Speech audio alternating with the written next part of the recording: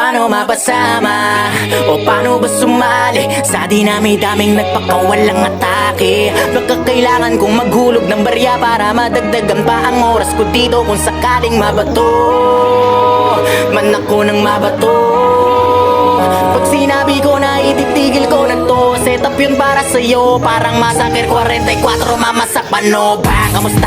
Balita ko, kapos na yung bawat tira ng pahaging saan na napunta. Inaabangan ko pa naman parang ambagan sa inuman. Ako yung madalas sa pulutan sa kwentuhan, hindi ba naubos yan? Pero kahit na ganoon, sinasanay ko aking sarili. Ganyan talaga pag mabait ka, lahat ay nawiwili. Kaya dapat pinipili, pag-isipan na mabuti. Walang masama na pumilatis kaysa sa huli kang magsisi.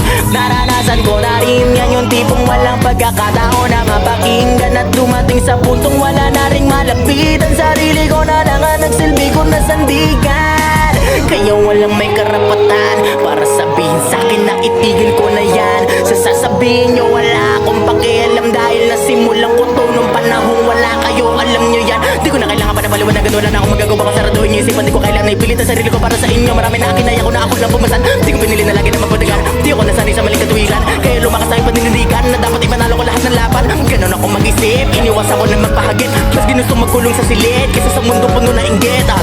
Teka, baka pwedeng baliin natin to.